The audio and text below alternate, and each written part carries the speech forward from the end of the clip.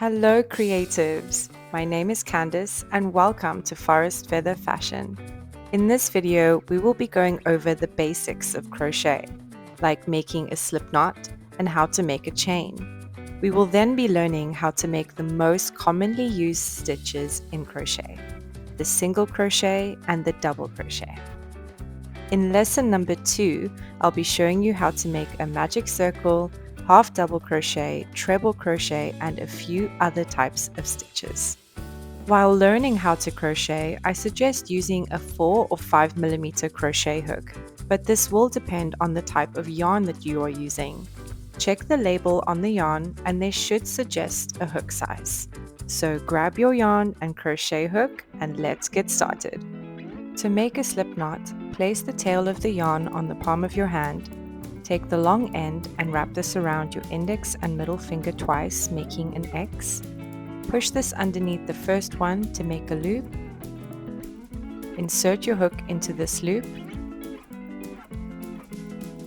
Release the yarn. Pull on both strands. And then the long end of the yarn to tighten the knot.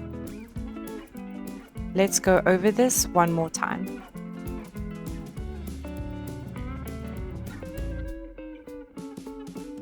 Place the tail of the yarn on the palm of your hand. Wrap the yarn around your index and middle finger twice. Push this underneath the first one to make a loop. Insert your hook. Release the yarn. Pull on both strands and then the long end of the yarn to tighten and make a slip knot. To hold the yarn, move the tail out of the way by grabbing it with your right pinky finger. With your left hand, wrap the yarn around your pinky finger. Turn your hand and rest the yarn on top of your index finger. Turn your hand inwards so you can grab the slip knot with your thumb and middle finger. The fingers on your left hand control the tension of the yarn. If there isn't enough slack here, then your stitches will be too tight. As you continue to crochet, this will become a lot easier. Let's repeat that one more time.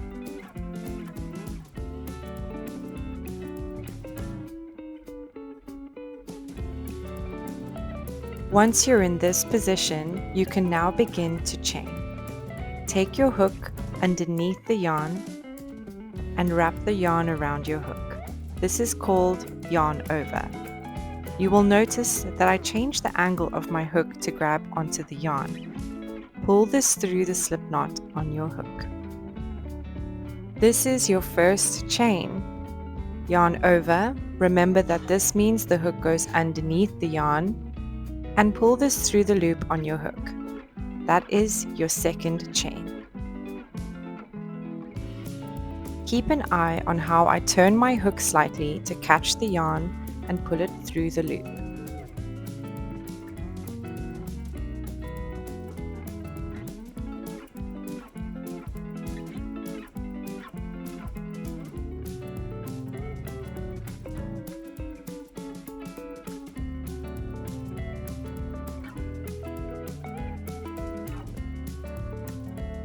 It's a good idea to practice making a slip knot and a chain for a while until you get it right.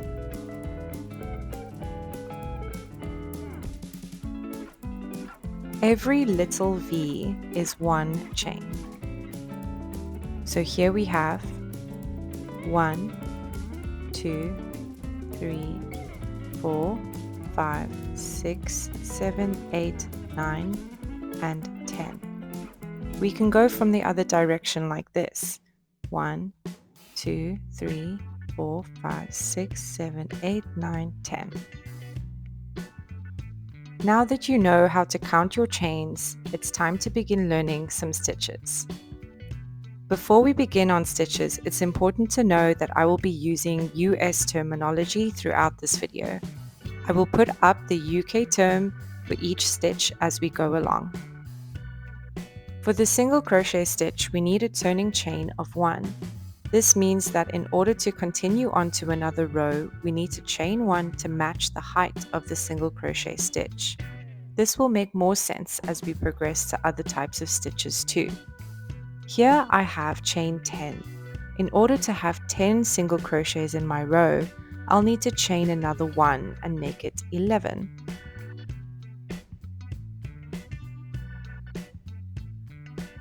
Now we will insert our hook into the second chain from the hook.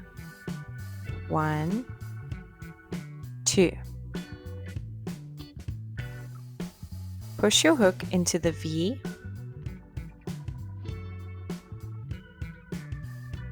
yarn over,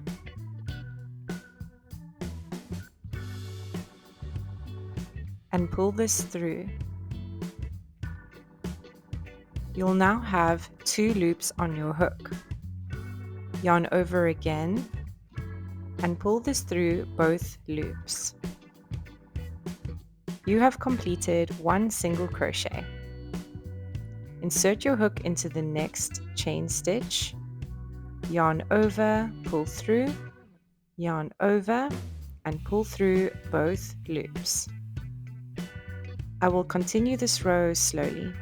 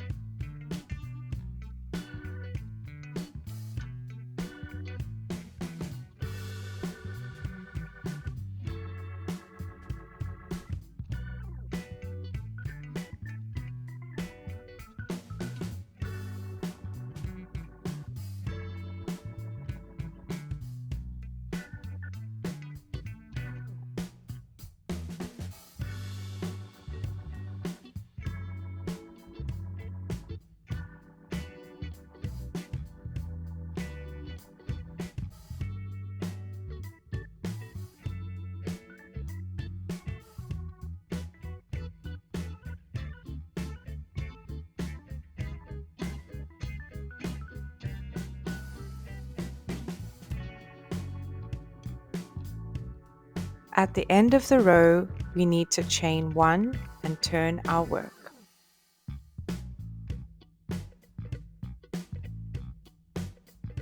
You can turn your work any way you'd prefer. I usually turn round the back. I'll show you again. This is the turning chain 1 that we need to do for single crochet stitches. It adds height to the end of each row in order to continue with the next.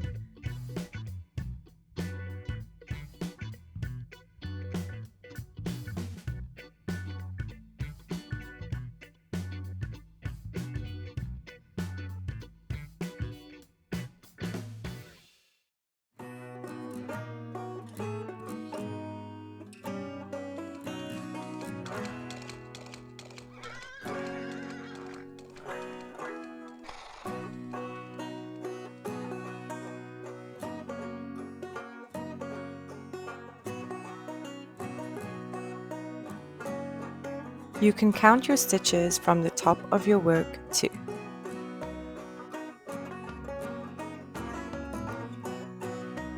The next most common crochet stitch is the double crochet stitch. This is the main type of stitch used to make granny squares. I will link 2 of my videos where you can learn to make one. This stitch is a lot longer than the single crochet stitch and has a little bit more stretch.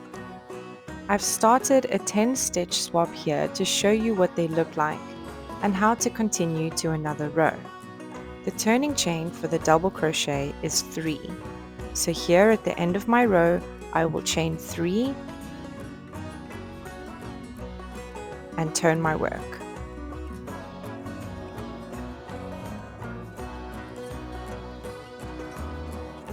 Here we will yarn over first, and then insert our hook into the next stitch, grab up a loop, pull through. You'll now have 3 loops on your hook, yarn over, pull this through 2 loops on your hook. Now you'll have 2 left on your hook, yarn over again, and pull this through the last 2 loops. There you have a double crochet. Yarn over, insert your hook, pull up a loop, yarn over,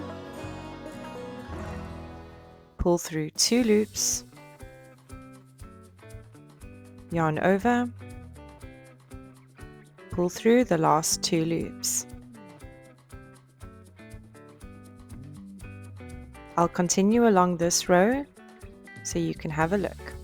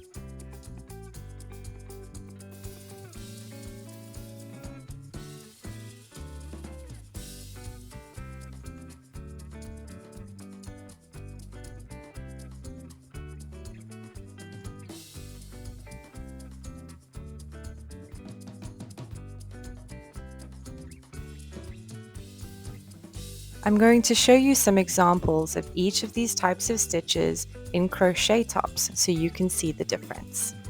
For this bra cup, I've used a single crochet stitch because it's tighter and won't show your skin. So for a bra cup, a tighter stitch is needed. These granny squares are made with double crochet stitches. And then the bottom strip with half double crochet stitches. This will be explained in lesson 2. At the bottom of this top, I've used a row of double crochet, treble crochet, and then double crochet separated by a chain 1. Treble crochet is slightly longer than a double crochet. I think it's a super fun stitch to do and can't wait to show you in lesson 2. So here is a single crochet, double crochet, half double crochet, and then a single crochet stitch for the cup. This is the half double crochet and treble crochet. You can see it's a lot taller than the double crochet stitch. Now that you know the basics, it's up to you to practice. I think it's wonderful that you want to learn how to crochet, and honestly, you won't regret it.